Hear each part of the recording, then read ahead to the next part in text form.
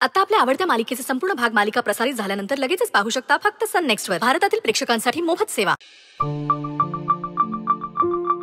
सासूबाई,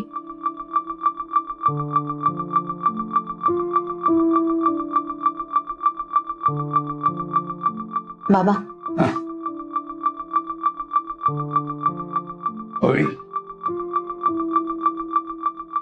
काय ग बाळा, समीररावांची काळजी वाटते ना? साहजिकच आहे।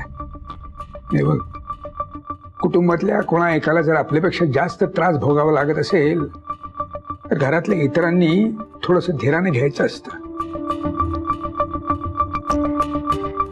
समीररावांना आपल्याला जर हिंमत द्यायची असेल तर तुला थोडं खंबीर व्हावं लागेल, कळतंय का? त्या धीर द्या तिला। सध्या तिला खूपच गरज आहे धीराची।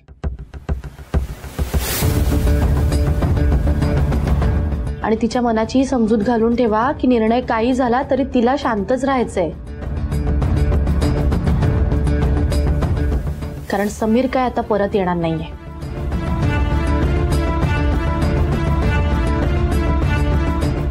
मी कसं माझ्या नवऱ्याशिवाय जगतेय तसं तिलाही सवय करायला हवी ना, ते नंतर त्रास नको म्हणून म्हटलं आधीच सांगून ठेवा। वृंदा, असं कसं बोलवतं ग तुझ्याच्याने? स्वतःच्या बहिणीविषयी असं बोलतेस तू? अहो, तिच्या नवऱ्याने माझ्या नवऱ्याला जीवे मारलंय, तिला काही वाटत नाहीये, मी कशाला काय वाटून घ्यायचं? वाईट वाटतं ताई। राणा गेल्याचं दुःख कोणाला किती झालंय याचं मोजमाप तू कसं करतेस ते मला कळत नाहीये, पण म्हणून समीर गुन्हेगार आहे हा आरोप मी स्वीकारावा अशी इच्छा आहे का तुझी? तर तसं नाही होणार, कारण माझी पूर्ण खात्री आहे की समीर निर्दोष आहेत। आणि माझी अशी इच्छा आहे की लवकरात लवकर तुझे डोळे उघडावे आणि सत्य काय ते कळावं। सत्य काय आहे ते कळेलच लवकर। मी केला ना वकील।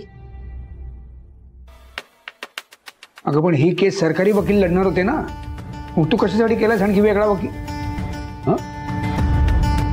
समीररावांना मुद्दाम अडकवण्यासाठी वेगळा वकील केलास का तू? माझ्या नवऱ्याला न्याय मिळण्यासाठी वकील केला मी। कोणाला दिलीस ही केस तू? मला